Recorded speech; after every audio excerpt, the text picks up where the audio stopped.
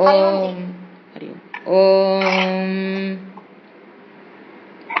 श्रुति स्मृति पुराणानाम् आलयं करुणालयं नमामि भगवत्पादं शङ्करं लोकशङ्करं शङ्करं शङ्कराचार्यं केशवं बादरायणं सूत्रभाष्यकृतो वन्दे भगवन्तः पुनः पुनः निधये सर्वविद्यानां विजशे भवरोगिणां गुरवे सर्वलोकानां दक्षिणामूर्तये नमः।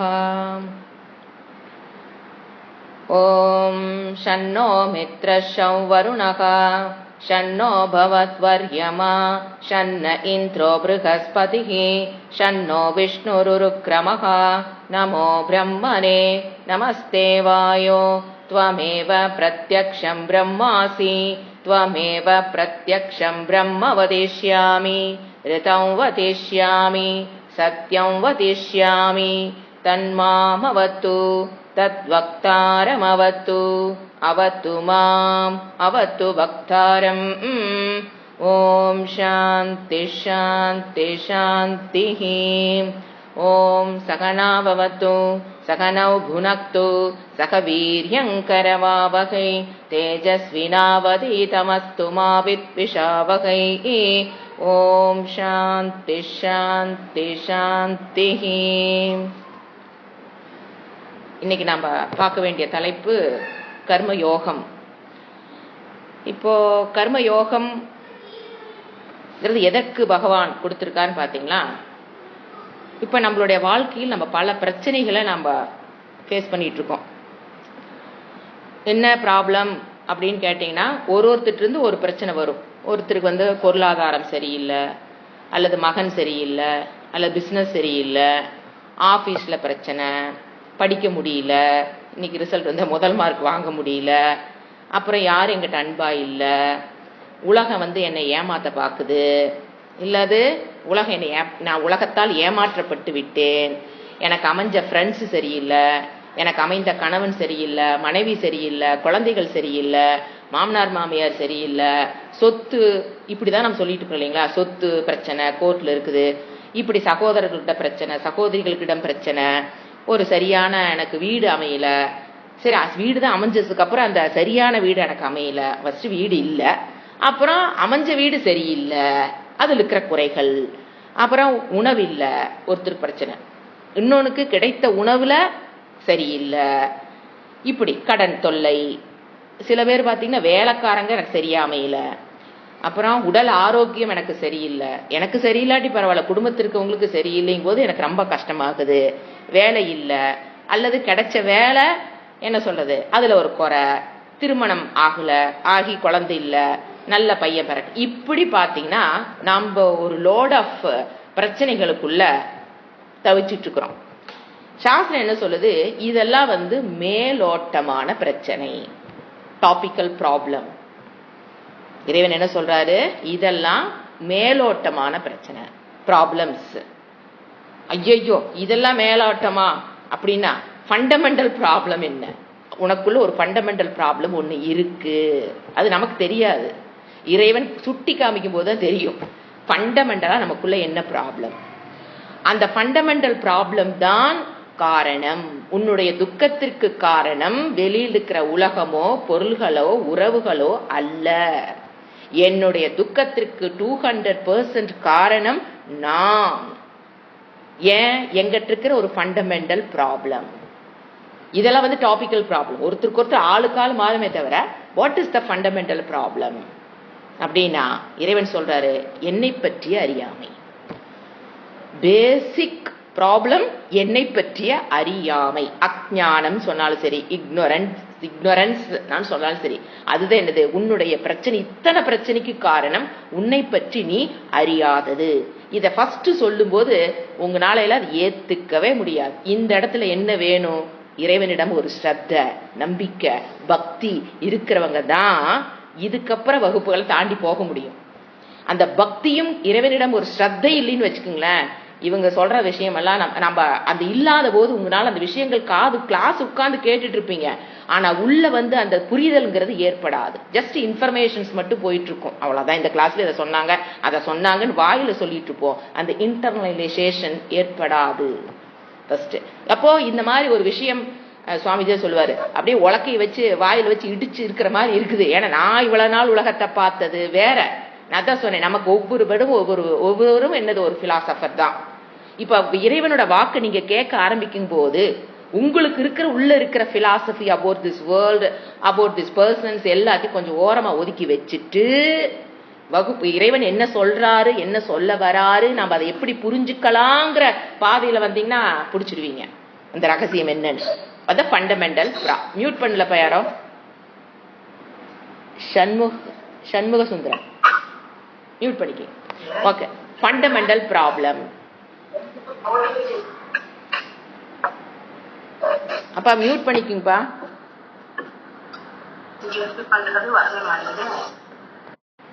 இப்போ என்ன சொன்ன, இறைவன் என்ன சொல்றாரு, ஃபண்டமெண்டல் பேசிக் ஒரு ப்ராப்ளம் உனக்குள்ள இருக்கு.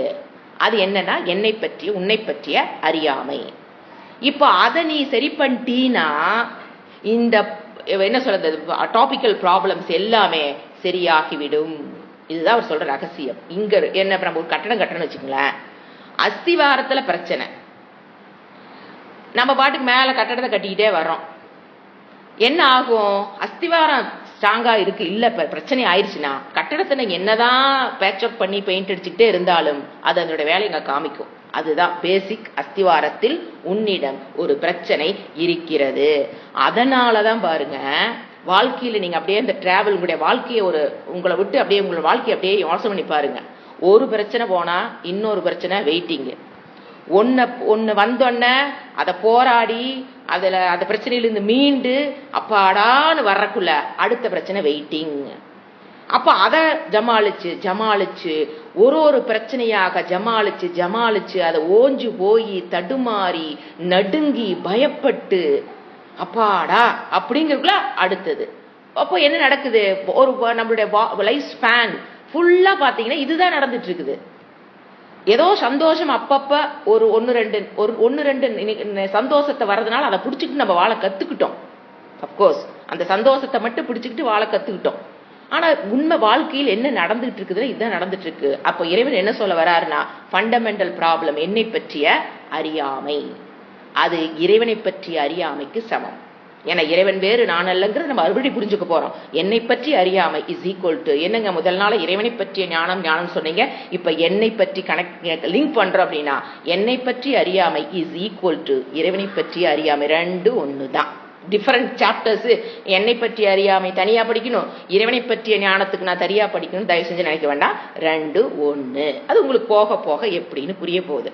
இப்ப நம்ம என்ன எடுத்திருக்கிறோம், கர்மயோகம். கர்மயோகம் எதுக்கு படிக்கிறது அப்படின்னா, இந்த ஃபண்டமெண்டல் ப்ராப்ளம் பேசிக் என்ன சொல்றது அஸ்திவாரமான எங்கிட்ட இருக்கிற என்னை பற்றி அஞ்ஞானம் போகணும் அப்படின்னா அதுக்கு ஒரே வழி இந்த உலகத்துல இறைவன் கொடுத்த வாக்கு சாஸ்திரம் வேதத்தை குரு முக்கேன கற்று தெளிவு பெறுவதன் மூலியமாக மட்டும்தான் என்னை பற்றிய ஞானத்தையும் இறைவனை பற்றிய ஞானத்தையும் ரெண்டு ஒண்ணு அதை பெற முடியும். அப்போ அதை பெறணும் அப்படின்னா அந்த qualification of the mind is very important. The qualified mind. இப்ப நீங்க +2 படிக்கிறீங்கன்னா +1 முடிச்சிருக்கணும். இந்த குவாலிஃபிகேஷன்ங்கிறது +2க்கே கேட்கறாங்க. அப்போ அந்த +1 முடிக்கிற மாதிரி இந்த வேதத்தினுடைய இறைவனோட வாக்கை நம்ம புரிஞ்சுக்கணும்னா சில குவாலிஃபிகேஷன் மனதிற்கு தேவை. நீங்க வச்சிருக்கிற சொத்தோ பத்தோ புகழோ பேரோ நாலனாவுக்கு இங்க உதவி பண்ணாது, மனம். ஏன்னா இந்த கரிக்குலர்ல பாத்தீங்கன்னா எங்கேயும் குவாலிஃபிகேஷன் மைண்ட் கேட்கறது. நீங்க MSc ஜாயின் ஆனாலும் MBBS ஜாயின் ஆனாலும் நீங்க இன்ஜினியரிங் ஜாயின் ஆனாலும் அங்க மனம்ங்கிற ஒரு குவாலிஃபிகேஷன் அங்க கிடையாது. ஆனா இங்க அது மட்டும்தான். நீ என்ன படிச்சிருக்கிறியோ படிக்கலையோ, சொத்து இருக்கோ சொத்து இல்லையோ, புகழ் இருக்கோ இல்லையோ, அதை பத்தில இறைவன் கண்டுக்கிறதே இல்லை. மனம், உன்னுடைய மனம் எப்படி இருக்கணும். அப்போ எப்படி இருக்கணும்னு அவர் சொல்லும் போதே அந்த மாதிரி நம்ம மனம் இல்லைன்னு முதல்ல ஒத்துக்கணும். ஏன்னா பகவான் இந்த மாதிரி மனம் தேவைன்னு சொல்றாரு. அப்ப என்ன அர்த்தம், நம்ம கிட்ட அது இல்ல, முயற்சி செய்து அந்த மனதை பெறு. அப்புறம் நீ சாஸ்திர அது தனியா இல்ல, சாஸ்திரம் படிக்க படிக்க அந்த மனமாற்றம் ஏற்பட்டு கொண்டு வரும் மனப்பக்குவம்னு பேரு.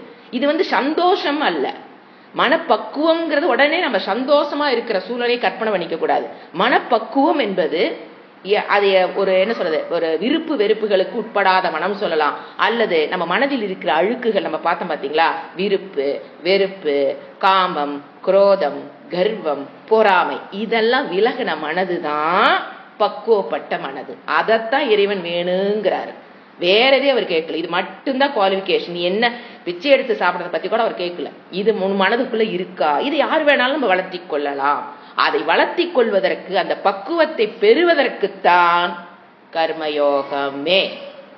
சோ அந்த இறைவனை பற்றிய ஞானத்தை, என் ஆத்மாவை பற்றிய ஞானத்தை பெறுவதற்கு முன்னால கர்மயோகம் எதற்குனா, it will make you qualified to study சாஸ்திரம்.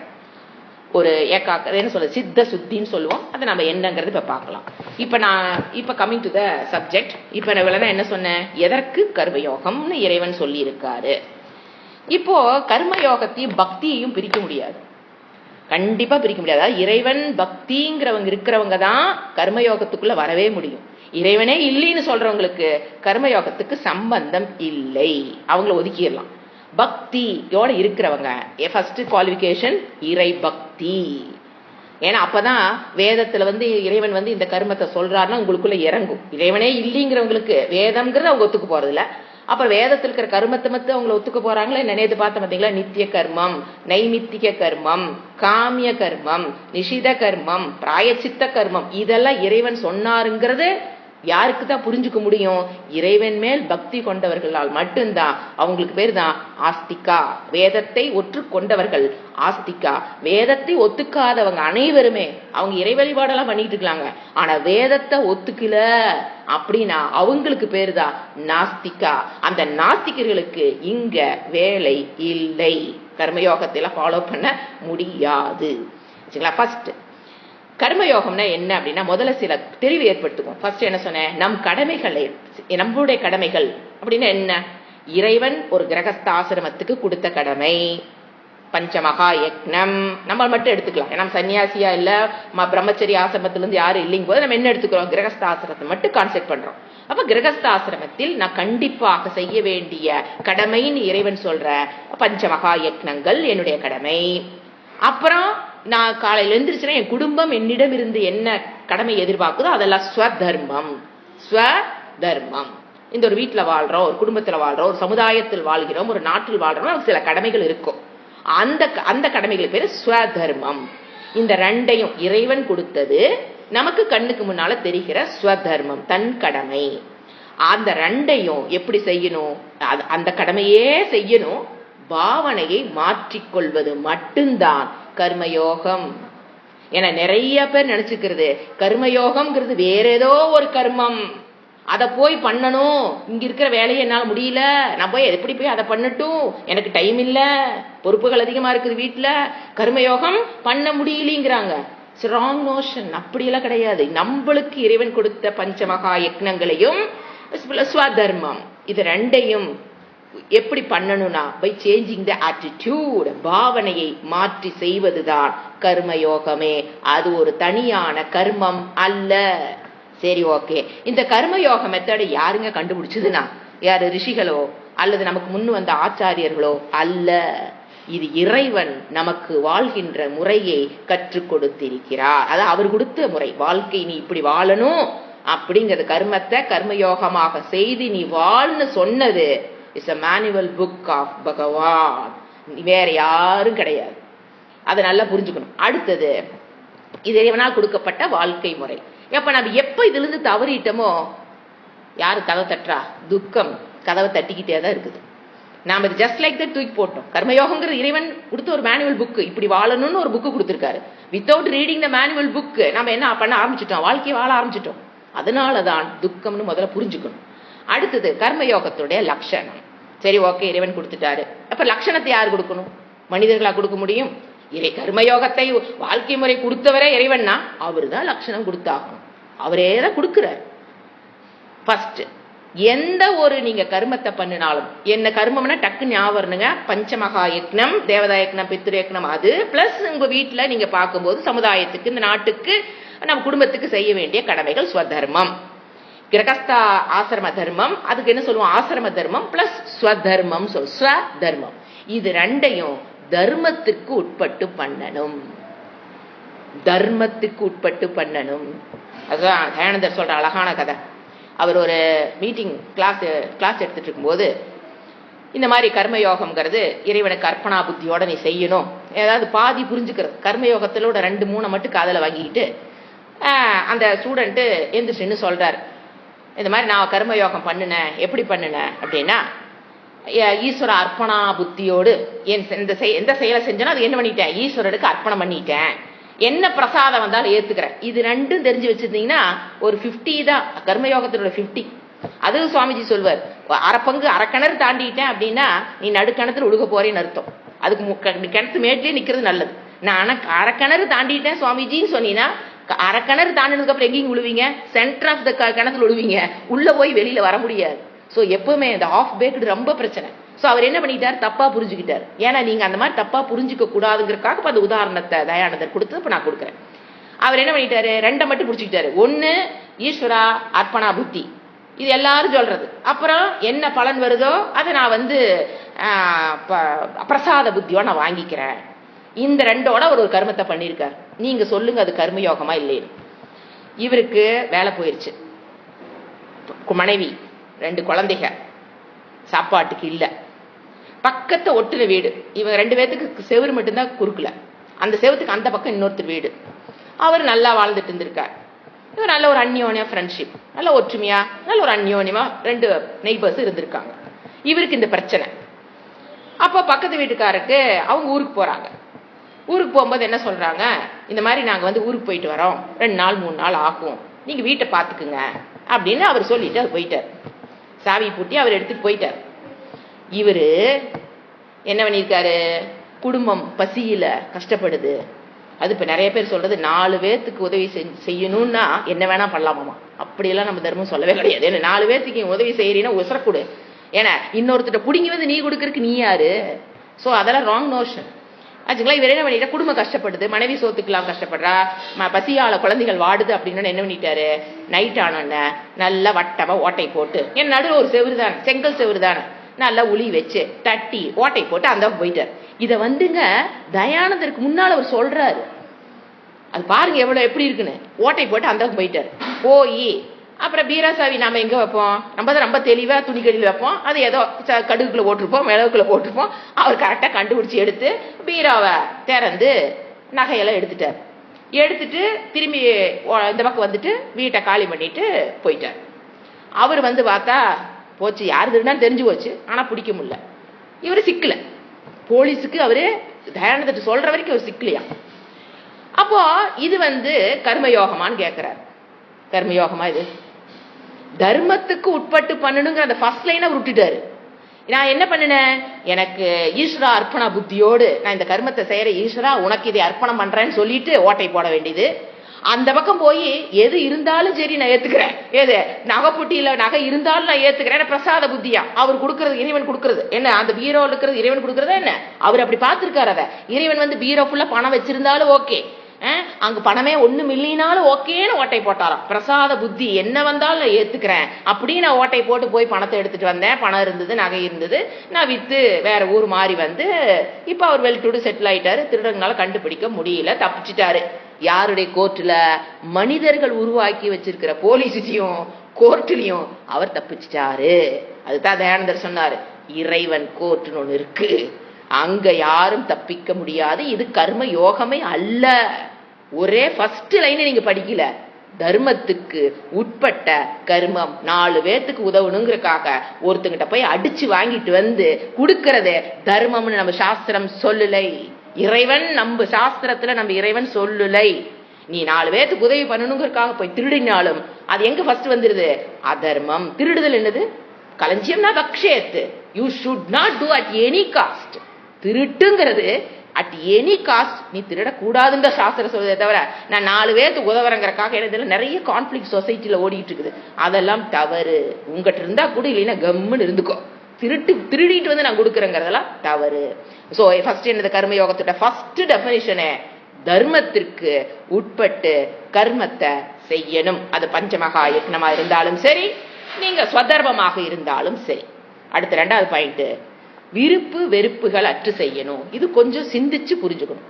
அதாவது நமக்கு சில கடமைகள் பாத்தீங்கன்னா செய்யறதுக்கு இன்பானாவே இன்ட்ரெஸ்டா இருக்கும். சில கடமைகள் தான் நமக்கு விதிக்கப்பட்ட கடமைகள், சிலது பிடிக்கும், சமைக்கிறது ஒருத்தருக்கு பிடிக்கும், ஒருத்தருக்கு பாருங்க வீடு மெயின்டெனன்ஸ் பிடிக்கும், இந்த சமையல் ரூம் போறதுனாவே கொஞ்சம் கஷ்டம். சில பேர்த்துக்கு சமையல் சூப்பரா பிடிக்கும், இந்த வீடு கிளீன் பண்றதுனாவே கொஞ்சம் கஷ்டம். போட்டு வச்சிருவாங்க, சமையல் மட்டும் நல்லா சாப்பிட்டா போதும் அவ்வளவுதானே. சில பேர் பாருங்க என்னது முன்னால ஷோரூம் முன்னால வீடு முன்னால மட்டும் நீட்டா இருந்தா போதும், அது பெட்ரூம்ல எப்படி கிடந்தா என்ன, பாத்ரூம்ல எப்படி கிடந்தா. சில பேருக்கு ஒன்னொன்னுக்கு ஒரு சில விஷயங்கள், இதெல்லாம் எதுக்கு கிளீன் பண்ணிக்கிட்டு யாராவது வந்து பார்க்கவா போறாங்க, இப்படி சிலதுக்குலாம் வளையா மாதிரித்தனம் இப்படி இருக்கும் இல்லைங்களா. சில விஷயங்களை பண்றதுக்கு நமக்கு விருப்பம் இருக்கும், சில விஷயங்களை பண்றதுக்கு நமக்கு என்ன இருக்கு, ஒரு துவேஷம், வெறுப்பு, சோம்பேறித்தனம் எடுத்துக்கலாம், அது பிடிக்காத விஷயமாக எடுத்துக்கலாம். இப்போ என்ன நடக்குது, அப்படி இருக்கும்போது அப்படி எல்லாத்துக்கும் இருக்கும் என்பதை இறைவன் ஒற்றுக்கொள்கிறார். இது சில பேர்த்துக்கு தான் இப்படி இருக்கும் கிடையாது, உலக மக்கள் அனைவருக்கும் இது இயற்கை. அப்பொழுது நம்ம என்ன சிந்திக்கணும்னா, அந்த ஒரு கடமையை செய்யறதுக்கு நமக்கு ஒரு வெறுப்போ ஒரு சோம்பேறித்தனமா இருக்கும்போது நீங்க என்ன நினைக்கணும்னா, இந்த குடும்பம், இந்த உறவுகள், இந்த உலகத்தை சுத்தி இருக்கிற ஆப்ஜெக்ட்ஸ், பர்சன்ஸ், இந்த உலகத்தை மக்களை கொடுத்ததாரு இறைவன். எப்படி கொடுத்தாரு, என்னுடைய கர்ம பலனுக்கு பூர்வ ஜென்மத்தில் நான் செய்த கர்ம பலனுக்கு தகுந்த மாதிரி ஒரு சரீரம். இங்கிருந்து ஆரம்பிங்க, போன கிளாஸ்ல பார்த்தோம் இல்லையா, இந்த சரீரத்திலிருந்து இந்த மகன் மகள் கணவன் மனைவி அல்லது குடும்பம், அதில் இருக்கிற பொருள்கள் எல்லாமே கொடுத்தது இறைவன். அப்போ என்னுடைய கர்மத்தையும் அவர்தான் கொடுத்திருக்க வேண்டும். Who decides your ஸ்வதர்மம்? இறைவன் எனக்கு கொடுத்திருக்கிறார்னு முதல்ல புரிஞ்சுக்கணும். காதல் விழுந்துரும், ஆனா அதை ஏத்துக்கணுமே, இறைவன் கொடுத்திருக்கிறார். ஃபர்ஸ்ட் இதுதான் அக்செப்டன்ஸ். எந்த பிடிக்குதோ பிடிக்கலையோ அது அடுத்த திங்கிங். ஃபர்ஸ்ட் இந்த கடமையை, எனக்குண்ட ஸ்வதர்மத்தை, இப்ப 8 பேத்துக்கு நான் சமைக்கணும், இந்த வீட்டை கவனிச்சுக்கணும் அப்படின்னு ஒரு கடமை, இல்ல வேலைக்கு போறோம், டீச்சரா இருக்கோம், அல்லது ஏதோ ஒரு கடமை நம்ம பண்ணிட்டு இருக்கிறோம் வீட்டை காப்பாற்றுறதுக்காக அப்படின்னா அந்த கடமையை கொடுத்தது இறைவன் அப்படிங்கிறது ஏன் அப்படின்னா, இந்த சரீரத்தை கொடுத்ததும் அவரே, இந்த உறவுகளை கொடுத்ததும் அவரே. ஆனா அதுக்குண்டான முதலீடு போட்டு வச்சவன் நான் தான். என்னது பாப்ப புண்ணியம் என்னது, ஆனா கொடுத்ததாரு இறைவன். இந்த சரீரத்தை கொடுத்து இந்த குடும்பத்துல நீ வாழு, கல்யாணம் ஆனதுக்கு அப்புறம் இந்த குடும்பத்துல போய் வாழுன்னு இந்த பிளானிங் எல்லாம் பண்ணி கொடுத்தது யாரு, இறைவன். அப்போ இதையெல்லாம் கொடுத்தவர் தான் நம்மளுடைய ஸ்வதர்மத்தையும் கொடுத்து இருக்க வேண்டும். அதுல தெளிவாய்க்கணும். ஆயிருச்சுன்னு வச்சுக்கோங்களேன், அப்பதான் நீங்க என்ன பண்ண முடியும், இந்த எந்த கர்மமாக இருந்தாலும் அதை நான் இறைவனுக்காக அர்ப்பணம் பண்றேங்கிற எண்ணம் அப்பதான் வர முடியும். நான் இப்ப ஒரு கர்மத்தை பண்றேன், என்னோட கடமை என்னங்க, சமைக்கிறதுன்னு வச்சுக்கோங்களேன். நம்ம இவ்வளவு நாள கர்மயோகத்துக்கு வரக்கு முன்னால் நம்ம என்ன பண்ணுவோம், என்ன நினைச்சிட்டு சமைப்போம், இது கணவருக்காக சமைக்கிறோம், பசங்களுக்காக, குடும்பத்தினுக்காக, மாமனாருக்காக, மாமியாருக்காக, குழந்தைகளுக்காக நான் சமைக்கிறேங்கிற எண்ணத்துலதான் நம்ம சமைத்து கொண்டு இருப்போம்.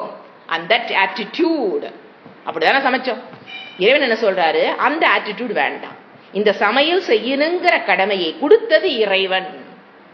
ஏற்றுக்கொண்டு அவருக்காக அவர் சொல்லியிருக்கார், நான் செய்யறேன். இந்த ஆட்டிடியூட உள்ள கொண்டு வரணும். எதுக்குங்க கொண்டு வரணும் என்றால், அப்பதான் உங்க மனம் எப்படி ரிலாக்ஸ் ஆகும். டெக்னிக் அவரு அழகா டெக்னிக் சொல்லி கொடுக்கிறார். இப்போ நீங்க என் கணவனுக்காக நான் சமைக்கிறேன், என் மகனுக்காக நான் சமைக்கிறேன்னு சொல்லும் போது அந்த கடமையை செஞ்சிட்டீங்கன்னா அந்த கணவனிடமும் மகனிடமும் சில உரிமைகளை எதிர்பார்ப்பீர்கள். எதிர்பார்ப்புங்கிறது வந்துருங்க. அப்படித்தானே, நான் உங்களுக்கு சமைச்சு போடுறேன், வாய்க்குவா என்ன சொல்றோம், இதை கூட வாங்கி தர மாட்டியா, இதை கூட செய்ய மாட்டியா, ஏன்னா நான் உனக்கு நான் இதை சேர அதை சேர நீ எனக்கு இது செய்ய மாட்டியா, பையன்ட்ட பேசுறமா இல்லையா, வீட்டுக்கார்ட்ட சொல்றமா இல்லையா, உங்களுக்கு எத்தனை நாள் சமைச்சு போட்டிருக்கு, இது ஒண்ணு கேட்டா நீ வாங்கி தர மாட்டீங்களா. அப்ப என்ன அர்த்தம், we are demanding our rights. உரிமையை கணவரிடமோ மகனிடமோ எதிர்பார்ப்போம். எதிர்பார்த்துத்தான் ஆகணும். இதில் யாரும் தப்பிக்க முடியாது. நான் எதிர்பார்க்கவே இல்லைன்னு சொல்லவே முடியாது. ஏன்னா அது இன்பா நேச்சர். எப்படி நீங்க மட்டும் எக்ஸப்ஷனல் ஆக முடியும், கண்டிப்பா எதிர்பார்ப்போம். அப்ப என்ன நடக்கும், நீங்க எதிர்பார்த்துட்டீங்கன்னாவே அடுத்தது என்னது, ஏமாற்றம். நூலை பிடிச்சிட்டு அடுத்த ஆள் உள்ள வருவார். எங்க எதிர்பார்ப்புன்னு ஒரு குணம் உங்களுக்குள்ள இருக்குதோ அடுத்தது யாரு வருவா, ஏமாற்றம். ஏமாற்றம்னு உடனே அடுத்து 3வது கெஸ்ட் யாரு, கோபம். அப்புறம் 4வது என்ன, பாப்பம். போய் மாட்டிக்கலாம். அதனால இறைவன் என்ன சொல்றாரு, உன்னுடைய உரிமைகளை நீ எனக்காக அர்ப்பணம் பண்ணிட்ட அப்படின்னா அந்த உரிமைகளை நீ யாருக்கிட்ட செய்ய, யாருக்காக. ஏன்னா இப்ப நீங்க ஒரு கர்மத்தை பண்றீங்கன்னா உங்கள் கணவனும் யாரோ somebody will be benefited, no doubt in that. உங்களுடைய கணவனோ பசங்களோ வீட்டுல இருக்கவங்களோ வெளியில இருக்கவங்களோ ஒரு கடமையை நீங்க பண்றீங்க அப்படின்னா somebody will be benefited. உடனே அதை பார்த்துக்கிட்டு நம்ம அவங்ககிட்ட இருந்து அந்த உரிமையை எதிர்பார்க்கிறோம். இறைவன் என்ன சொல்றாரு, அப்படி எதிர்பார்க்காத, பிரச்சனை. You cannot have a happy life. If you want a happy life, என்ன பண்ணணும், நீயே இந்த கர்மத்தை நான் கொடுத்திருக்கேன், செஞ்சு முடிச்சுட்டு என்கிட்ட சொல்லு, இறைவா நான் வேலையை முடித்து விட்டேன், நீங்க சொன்ன வேலையை நான் முடிச்சுட்டேன்னு நீயும் நானும் பேசிக்கலாம், அவங்கள உள்ள கொண்டு வராத. அப்போ நமக்கு ஒரு டவுட் வரும், ஏங்க நான் கணவனுக்கு மனைவிக்கு செய்யும் போது அந்த உரிமையை எதிர்பார்க்காம என்னால செய்ய முடியல அப்படின்னா, உரிமையை எதிர்பார்க்கலாம், உரிமையை எதிர்பார்க்காம நம்மளால செய்ய முடியாதுங்கிறது இறைவனுக்கு தெரியும். என்னங்க இவ்வளவு செய்யறோம், நீங்க இது கூட செய்ய மாட்டீங்களா அப்படிங்கிற எதிர்பார்ப்பு நமக்குள்ள வரும். அப்ப என்ன சொல்றாரு இறைவன், அந்த உரிமையை என்னிடம் எதிர்பார், ஏதாவது ஒரு ரூபத்தில் அந்த உரிமையை நான் பெற்று தருவேன். இதெல்லாம் வந்துங்க ஆணித்தரமா பதிச்சுக்க வேண்டிய விஷயங்கள் வாழ்க்கையில் வாழும் போது. அவர் என்ன சொல்றாரு, நீ அந்த கடமையை செய்யும் போது deal between you and me. நான் உனக்கு இந்த வேலை கொடுத்துருக்கேன், நீ இந்த வேலை எனக்கு செய்யறியா, என்கிட்ட ஒப்படைச்சிரு, நான் அதுக்குண்டான உரிமையை எப்போ எவ்வளவு யார் மூலியமா தரணுமோ அதை தருவேன். நமக்கு என்ன இருக்கிறது இல்ல, அவர் எப்ப வந்து கொடுப்பாரு அப்படின்னு அந்த இடத்துல பக்தி கேட் ஆன் த வால். அந்த இடத்துல நீங்க நம்பிக்கை இல்லைன்னா உங்க பக்தி எங்க நிக்குதுன்னு அர்த்தம், மதில் மேல் பூனை இல்ல, கொடுத்துருவாருங்க போதுதான் அந்த என்ன அந்த நம்பிக்கைங்கிறது ஸ்திரமாகுது. கண்டிப்பாக கொடுப்பார், அதுல வந்து டவுட்டே கிடையாது. இந்த புத்தி இருக்கும் போதுதான், இந்த ஒரு அறிவு உள்ள போகும் போதுதான் நீங்க என்ன செய்ய முடியும், ஈஸ்வரா அர்ப்பணா புத்தி, எனது விருப்பு வெறுப்புகளை ஒதுக்கி வச்சுட்டு எனக்கு இந்த கர்மம் பிடிக்குதுனோ எனக்கு இந்த கர்மம் பிடிக்கலினோங்கிறது உங்களை விட்டு போக ஆரம்பிக்கும். மெதுவா உங்களை பிடிச்சிருக்கிற மனதில் பிடிச்சிருக்கிற 6 எனிமிகள்ல 2 எனிமி காணாம அப்படியே நைஸா வெளியே போயிட்டு இருப்பாங்க. எப்ப கர்மயோகம் பண்ணத்தான் உங்க மனதில் இருக்கிற அந்த விருப்பு வெறுப்பு, விருப்புனா என்ன, I like it, I want it, I will do it. வெறுப்புனா என்ன, I don't like it, I don't do it. இந்த விருப்பு வெறுப்பு உங்களை அறியாம அப்படியே போகும், மெதுவா தானா போகும். இது ஒண்ணுதான் வழி. என் மனதில் இருக்கிற விருப்பு வெறுப்புகளிலிருந்து விடுபடுவதற்கு நீங்க உட்கார்ந்து தியானம் பண்ணுங்க. என் மனதில் விருப்பு போகணும், வெறுப்பு போகணும், ஜபம் பண்ணுங்க. கிருஷ்ணா, ராமா, இல்ல ஏதோ முருகா, என் மனதில் இருக்கிற விருப்பு போகணும், மனதில் இருக்கிற வெறுப்பு போகணும், முருகர் கூப்பிடுவார். போய் கர்ம யோகத்தை பிராக்டிஸ் பண்ணு. இங்க வந்து எங்கிட்ட கேட்ட யாரும் எப்படி கொடுப்பாங்க, தேவதைகள் எப்படி கொடுக்க முடியும் உங்களுக்கு விருப்பு வெறுப்பு? உங்க மனதில் இருக்கிற விருப்பு வெறுப்புல தூக்கி போடுறக்கு அவங்க அவர் என்ன சொல்லுவாரு, ஈஸ்வரன் கொடுத்திருக்காரு உனக்கு ஒரு வாழ்க்கை முறைய, போய் குருகிட்ட சேர்ந்து கத்து கர்மயோகத்தை பண்ணி எனக்கு விருப்பு வெறுப்புல இருந்து விடுபடுன்னு முருகன் நம்மளை காட்டி விட்டுருவாரு. ஏன்னா அவருனால அது கொடுக்கும், அது அவருடைய வேலை அல்ல. அப்ப நம்ம தான் என்ன பண்ணணும், கர்மயோகமாக செய்து அந்த விருப்பு வெறுப்புகள் அப்படியே போகவே பாத்தீங்கன்னா அதுக்கு ஒண்ணு சொல்லுவோம், அதாவது முக்கிய பலன் அவாந்தர பலன் ஒண்ணு இருக்கு. அப்படின்னா என்னன்னா, முக்கிய பலன் ஒரு கர்மத்தை செய்யறீங்க அப்படின்னா முக்கிய பலன் ஒண்ணு இருக்கும், அவாந்தர பலன் சொல்லுவோம். அப்படின்னா என்னன்னா, இப்ப நீங்க ஒரு எக்ஸாம்பிள் சுவாமிஜி கொடுக்குறது அதுதான். இப்ப நீங்க எண்ணெய் ஆட்டுறக்கு கடலக்காய் கொண்டுட்டு போறீங்க, முக்கிய பலன் எந்த எதிர்பார்த்து நீங்க மிஷினுக்கு போறீங்க, என்ன ஆயில் மில்லுக்கு எண்ணெய் வாங்கணும்னு தான் போறீங்க, அது முக்கிய பலன். ஆனா நீங்க கேட்டாலும் கேட்கலினாலும் கூட ஒண்ணு வரும், அது என்னது, புண்ணாக்கு. அதை நாம வேண்டி நாம போக மாட்டோம். அது நான் புண்ணாக்குக்காக நீங்க ஆயில் மில்லுக்கு போனீங்க எண்ணெய் ஆட்டிட்டு வரக்கு, நோ. நம்மளுடைய முக்கிய பலன் எது, ஆயில், கடலக்காய் ஆட்டி எண்ணெய் எடுத்துட்டு வரணும், தேங்காய் ஆட்டி எண்ணெய் எடுத்துட்டு, அதுதான் அந்த புண்ணாக்குங்கிறதுக்கு பேரு அவாந்தர பலன். அதாவது நம்ம கேட்கலினாலும் கேட்கலினாலும் தானாக வரக்கூடியது அவாந்தர பலன். நம்மளுடைய கவனம் அவாந்தர பலனில் இருக்க கூடாது. என்ன பண்ணுவீங்க, ஆயில் கேன் அங்கேயே வச்சுட்டு புண்ணாக்கு தூக்கிட்டு வீட்டுக்கு வந்துடுவீங்க. எதுல நம்ம கவனம் இருந்ததுன்னா, அவாந்தர பலன்ல தான் கவனம் இருந்ததுன்னா எதை மிஸ் பண்ணிடுவீங்க, ஆயில் கேன் அங்கேயே வச்சுட்டு, நாம கொண்டு போன ஆயில் கேனை வச்சுட்டு இதை புடிச்சிட்டு வரக்கூடாது. அதை போல நீங்க கர்மயோகம் பண்றீங்க, ஒரு தியானம் பண்றீங்க, ஒரு ஜபம் பண்றீங்க அப்படின்னா அதுக்குள்ள 2 பலன் உண்டு. 2, ஜபம் பண்ணாலும் தியானம் பண்ணாலும் பூஜை பண்ணினாலும் புனஸ்காரம் எது நீங்க பண்ணினாலுமே, இறைவனை நோக்கி நீங்க என்ன பண்ணினாலுமே அது 2 உண்டு. ஒண்ணு முக்கிய பலன் பேர். இப்ப கர்மயோகத்தை எடுத்துக்கலாம். இப்ப நீங்க கர்மயோகம் பண்றீங்க, அதுக்கு 2 பலன். ஒண்ணு முக்கிய பலன், இன்னொன்னு என்னது, நீங்க கேட்டாலும் கேட்கலினாலும் கண்டிப்பா வரும், அதுக்கு பேர் அவாந்தர பலன். கர்மயோகத்தினுடைய முக்கிய பலன் என்னன்னா, இறைவனை பற்றி அறிவதற்குண்டான குவாலிஃபைடு மைண்ட் பெறுவதற்காக நான் கர்மயோகம் பண்றேங்கிறதுல ரெடி புடிச்சுட்டு நிக்கணும். ஆயில் மில்லுக்கு போயிட்டு ஆயில கொண்டு வரங்கிற கவனத்தில் இருக்கணும். என்ன பண்ணிடுறோம் தெரியுங்களா? இதை பண்ணும்போது நீங்க கர்மயோகம் பண்ணும்போதும் சரி, ஒரு தியானம் பண்ணும்போதும் ஜபம் பண்ணும்போதும் மனது முதல்ல ஒரு அமைதிக்கு வரும். அந்த கொதித்து கொண்டிருந்த மனம் அப்படியே கொஞ்சம் அமைதிக்கு வரும். சில பேர் என்ன ஆயிடுறாங்க, அதையவே சாத்தியமா வச்சுக்கிறது. அவாந்தர பழத்தை புண்ணாக்கு தூக்கிட்டு புண்ணாக்குலயே இருந்துக்கிறது. எதை விட்டடிச்சுறது?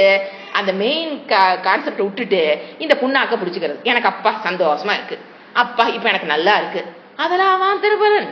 அது கிடைக்கும். நீங்க கேட்டாலும் கேட்கலினாலும் கிடைக்கும். எது ஜபம் பண்ணாலும் தியானம் பண்ணினாலும் ஒரு வகுப்புகள் நீங்க அட்டன் பண்ணினாலே போதுங்க. வேதாந்த வகுப்புகள் பகவத்கீதையெல்லாம் நீங்க கேட்கவே உங்களுக்குள்ள ஒரு அமைதி வரும், இல்லைன்னு சொல்லல. பட் அதெல்லாம் அவாந்தர பலன், புண்ணாக்கு. அதுல போய் உட்கார்ந்துக்க கூடாது. நம்மளுடைய ஏம் என்னது? கர்மயோகம் பண்றோம், தியானம் பண்றோம், ஜபம் பண்றோம், வகுப்புகள் அட்டன் பண்றோம்னா எங்க கவனம் எங்க இருக்கணும்? இறைவனை பற்றி அறிவதற்குண்டான மனம் ரெடி ஆயிடுச்சா? மனம் ரெடி ஆயிடுச்சான்னு அங்க இருக்கணும். அதை விட்டுட்டு எனக்கு வந்த பிரச்சனையெல்லாம் நான் ஈஸியா சால்வ் பண்ணிட்டேன், எனக்கு இப்ப மனசு சந்தோஷமா இருக்குது, இப்ப எனக்கு துக்கமெல்லாம் இதெல்லாம் இதுல கவனமே போகக்கூடாது. இது ஆனா இதெல்லாம் வரும், ஏற்றுக்கலாம். வேண்டான்னு யாரும் சொல்ல, நீங்க கவலைப்படுங்கன்னா சொல்றாரு. இதெல்லாம் முக்கியமா இதுல போய் உட்கார்ந்துக்கிறாங்க ஜனங்க. இந்த பக்கம் வர்றதில்லை. எதுல போய் உட்காந்துக்கிறாங்க? மனம் நல்லா இருக்கு, மனம் எதுக்கு மனம் நல்லா இருக்கு, எதுக்கு மனம் அமைதியா இருக்குன்னு வேண்டாமா? அது அவாந்தர பலன். சோ கர்மயோகத்தினுடைய பலன் ரெண்டு. ஒன்னு முக்கிய பலன் இறைவனை அறிவதற்குண்டான சித்த சுத்தி. அந்த வேர்டுக்கு பேரு சித்த சுத்தி மனம். அப்படின்னு என்ன? சித்தம்னா மனம் சுத்தமாதிரி என்ன அர்த்தம்? ரெண்டு மட்டும்தாங்க போகும். கர்மயோகம் பண்ண பண்ண ராகம் துவேஷம்ங்கிற அழுக்கு உங்க மனதை விட்டு கண்டிப்பா வெளியேறும். மெதுவா தான் நடக்கும், ஒரு ஓவர் நைட்ல நடக்காது. It will take some months and years. ஆக ஆக ஆகதான் அந்த வெறுப்புங்கிறது உங்களை அறியாமல், நீ எந்த முயற்சியும் செய்யாமல் தானா கழுந்துட்டு ஓடிடும். அது போகும்போது மனம் அப்படியே ஒரு ரிலாக்ஸேஷனுக்கு வரும், ஒரு அமைதிக்கு வரும். பட் அது முக்கிய பலன் அல்ல, அது அவாந்தர பலன், புண்ணாக்கு. அது இருக்கட்டும், கொண்டாடுவோம், நம்ம மாட்டு கொடுப்போம், எதையோ அது இருக்கட்டும். முக்கியமா நம்ம கவனம் எங்க இருக்கணும்? முக்கிய பலனில் இருக்க வேண்டும். இப்ப வகுப்புகள் கேட்கிறோம், நான் சொன்னேன், வேதாந்த வகுப்புகள் கேட்கவே உங்களுக்குள்ள மனம் ஒரு அளவுக்கு அமைதி பெறும். அது அவாந்தர பலன். நம்மளுடைய கவனம் உச்சோடு எங்க இருக்கணும்? இறைவனை நான் பெறுவதற்குண்டான இறை ஞானம் தான் என்னுடைய முக்கிய பலன். கர்மயோகத்தினுடைய முக்கிய பலன் நேரடியாக அது இறை ஞானத்தை கொடுக்காது. வெறும் கர்மயோகமே நான் இன்னைக்கு ஆரம்பிச்சு ஆயுசு முறுக்கிற கர்மயோகமே பண்றேன்னா சித்த சுத்தி அடைந்திருப்பீர்கள், அவ்வளவுதான். மனம் விருப்பு வெறுப்புகளிலிருந்து விடுபட்டு இருக்கும், அவ்வளவுதான். Nothing more than that, nothing doing. சித்த சுத்தி வச்சுட்டு நீங்க என்ன பண்ணலாம்? ஒரு அமைதியான மனம் வாழ்ந்துட்டு இருக்கலாம். அமைதியான மனம் வாழ்ந்ததுனால நமக்கு மோட்சம் கிடைச்சு அடுத்த பிறவி இல்லாம பண்ண முடியுமா என்ன? அல்லது இறைவனை பற்றி ஞானம் கிடைக்குமா என்ன? கிடைக்காது. ஆனா கர்மயோகம் அவசியம் இல்லையா? ரொம்ப அவசியம். இந்த ரிலே ரேஸ் மாதிரிங்க. ஒரு குறிப்பிட்ட தூரத்துக்கு ஒருத்த ஓடுவான், கையில் இருக்கிறத கொடுத்துருவான், அப்புறம் அதை எடுத்துட்டு இன்னொருத்த ஓடுவான். அந்த மாதிரி கொஞ்சம் தூரத்துக்கு நாம இதெல்லாம் சாதனமா யூஸ் பண்ணிட்டு விட்டுட்டு அடுத்தது போகணும். இதுலயே உட்கார்ந்துடக்கூடாது. அது சுவாமிஜி சொல்லுவாரு, இப்ப இங்கிருந்து கோயம்புத்தூர் போறேன்ட்டு எதுல சாதனத்துல ஏறி கோர வேண்டியது? பஸ் இல்ல கார். பஸ்லயே போறோம்னு வச்சுங்களேன், நாம என்ன பண்றோமாமா, ஆஹா இந்த பஸ் எவ்வளவு அழகா இருக்கு, இந்த பஸ்ல போறதுக்கு எவ்வளவு நல்லா இருக்குன்னு கோயம்புத்தூர் வந்ததுக்கு அப்புறம் இறங்காம திருப்பி ஈரோடு வந்த மாதிரி, வேணா பஸ் எனக்கு பஸ் டிராவல் பிடிச்சிருக்கு, பஸ்ல போறது எனக்கு பிடிச்சிருக்குன்னா இடம் வந்தோன்னா என்ன பண்ணணும்? இறங்கணும். நம்ம என்ன பண்ணிடுறோம்? அந்த ஜபம் தானம் பஸ் மாதிரி அதையே முடிச்சுக்கிறது ஆயுசுக்கும். கர்மயோகம், ஜபம், தியானம், ஏகாதசி விரதம், இந்த விரதம், அந்த இதெல்லாமே பஸ். அது ஒரு இடத்துல கொண்டு நிற்கும், விடும், நம்மள அங்க இறங்கிக்க தெரியணும். அதுலயே போயிட்டு அப்படின்னா ஜபம் பண்ணக்கூடாதாங்கிற அர்த்தம் இல்ல. அதன் மூலியமாக ரெடியான மனதை கையில வச்சுக்கிட்டு சாஸ்திரத்துக்குள்ள வரணும். இறைவனுடைய வாக்கை கேட்பதற்கு ரெடியாகி வரணும். புரியுதுங்களா? இதுதான் கர்மயோகத்தினுடைய பலன். இப்போ அடுத்த ஒரு டாபிக். இப்ப நம்ம கர்மத்தை பண்றோம், ஏன் நாம நினைச்ச பலன் கிடைக்கல? என்ன நடக்குது? சூக்ஷ்மமா அங்க என்னமோ எனக்கு தெரியாம ஏதோ நடக்குது. இப்ப நான் 100% முயற்சி படிச்சுட்டேன். +2 பசங்க ரிசல்ட் வந்திருக்கு. பார்த்தா எல்லா பசங்க என்ன சொல்றாங்க? நான் 100% டெடிகேட்டடா நல்லா படிச்சேன். ஆனா கர்ம பலன் என்னது? மார்க்குன்னு வச்சுக்கலாம். அவங்க உழைத்த உழைப்பு கர்மம், அதுக்கு உண்டான பலன். இப்ப எப்படி வருதுன்னு பாருங்க. நீங்க எந்த வேலையை வேணா எடுத்துக்குங்க. அதுல ஒரு படிச்ச +2 ரிசல்ட் வந்ததுனால இப்ப நான் அதை கோட் பண்றேன். சில சமயம் பாருங்க, நம்ம உழைப்பு கம்மியா இருக்கமா இருக்கும், பலன் அதிகமா இருக்கும். சில சமயம் என்னடா அது அப்படிங்கிற மாதிரி நமக்கு ஆச்சரியமா இருக்கும், ஒரே சந்தோஷமா இருக்கும். சில சமயம் நம்ம என்ன எதிர்பார்த்தோமோ அது கிடைக்கும். சில சமயம் நம்ம எதிர்பார்த்துக்கு மேலேயும் கிடைக்கும். சில சமயம் நம்ம எதிர்பார்த்ததுக்கு கீழே வரும், சில சமயம் எதிர்பார்த்ததே வரும், சில சமயம் எதிர்பார்த்ததுக்கு மேல வரும். போட்ட முதலீட்டுக்கு மேல லாபம் 200%, 300% லாபம். இல்லது என்ன எதிர்பார்த்தமோ அது இல்லையா, எதிர்பார்த்ததுக்கு கீழே. இன்னொன்னு இருக்குது, நாம வாட்டுக்கு லாட்டரி சீட்டு வாங்கிட்டு வந்திருப்போம். என்னன்னு, அதுல ஒரு லட்சம் ரூபா உழுகுதுன்னு, அதுல 1 லட்சம் உழுகலாம், 2 லட்சம் தவறி போய் உழுகலாம், அதுக்கு கம்மியா 50,000 உழுகலாம். 4வது ஒண்ணு இருக்குதுங்க, போலீஸ்காரன் கதவு தட்டுவான். எதுக்கு லாட்டரி சீட்டு வாங்கின? அது என்ன பலன்? எதிர்மறையான பலன். நாம அதை எதிர்பார்க்கவே மாட்டோம். நம்ம 1 லட்சம், 1/2 லட்சமா, 1 லட்சமா, 2 லட்சமா அப்படிங்கிற ஆசிலேஷன் நாம இருப்போம், எது வருதுன்னு. ஆனா என்ன வரலாம்? எதிர்மறையான பலனும் வரும். எந்த கர்மத்துக்கு இது உண்டு. இது என்னுடைய நான் செய்யற கர்மத்துக்கும் இந்த கர்ம பலனை நடுவுல என்ன இருக்குது, எது விளையாடுது? நான் ஒரு கர்மத்தை செஞ்சுட்டேன், டெடிகேட்டா செஞ்சுட்டேன், ஆனா நான் நினைக்கிறது வரமாட்டேங்குதே. இது ஒரு பிரஷரான இடம். ஏன்னா இந்த மனம் கொதிக்கிற இடத்தையெல்லாம் மனம் இறைவன் என்ன பண்ணிட்டாரு, உங்களை கொதித்தல் இருந்து உங்களை விடுவிக்கிறார். கொதிக்குது மனம், என்னது, ஐயோ நானும் அது இன்னொருத்தர் செஞ்சு அவங்களுக்கு வேற எச்சு பலன் வந்து நமக்கு வேற கம்மி பலன் வந்துச்சுன்னு வச்சுக்கோங்களேன், பிரஷர், டென்ஷன், ஏத்துக்க முடியாம கொதிக்கிறோம். நானும் தான் செஞ்சேன், அவங்களும் தான் செஞ்சாங்க, பாரு அவ பாரு எத்தனை மார்க் வாங்கிட்டா, நம்ம வாங்கல, நம்ம நீ வாங்கல, அவங்க பாரு அவங்க வாங்கிட்டாங்க. சோ அந்த குழந்தை எல்லாருமே என்ன பண்றோம், மனம் கொதிக்குதா இல்லையா? அந்த கொதிப்பு அவசியமற்றது. ஏன்னா அது ஒரு அறியாமை. அந்த கொதிப்புங்கிறது எதனால வருது?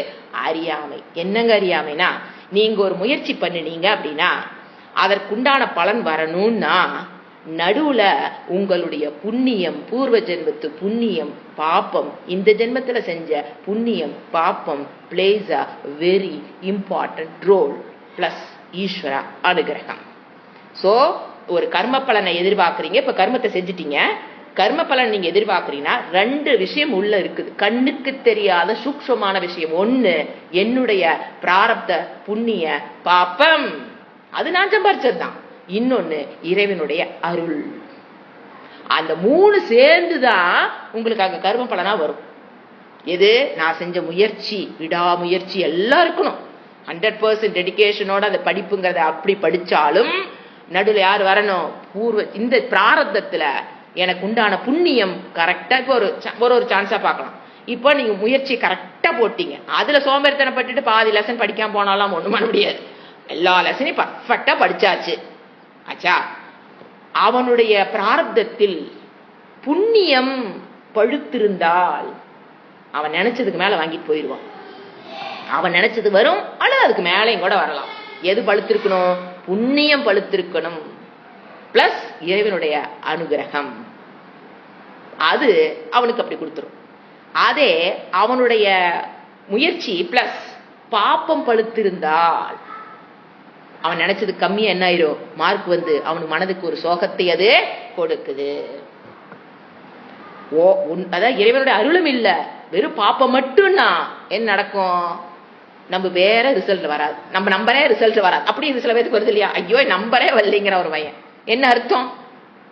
உச்சக்கட்ட பாப்பம்னு அர்த்தம். அப்புறம் போய் தேடி மார்க் பிடிச்சி வாங்குறா வச்சுக்கலாம், ஃபர்ஸ்ட் பக்கு என்ன அவனுக்கு, நம்ம நம்பரே ரிசல்ட் வரல, ஃபெயிலுன்னு வந்திருக்கணும் இல்லையா பாஸ்ன்னு வந்திருக்கணும். நம்பரே வரலினா எதிர்மறை விளைவுகள் எது வேணா வாழ்க்கையில் நடக்கும். இப்ப யாரு விளையாடுறது?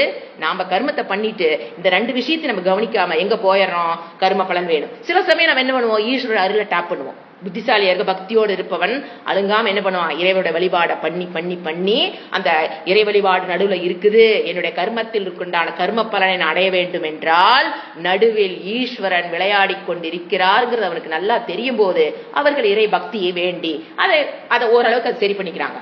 ஆனா இந்த புண்ணிய பாப்பத்தை பற்றிய அறிவு இருந்தா மட்டும்தான் நாம் எது வந்தாலும் ஏற்றுக்கொள்ள முடியும். எப்போ முழு முயற்சியை போட்டுட்டு கர்ம பலன் என்னை நோக்கி வரும்போது என்ன சொன்ன? கர்மயோகம்னா அதை பிரசாதமா வாங்கிக்கணுங்கிற அந்த ஆட்டிடியூடு வரணும்னா, இது இறைவன் கொடுத்தார் அப்படின்னாலே ஏத்துக்க முடியாது.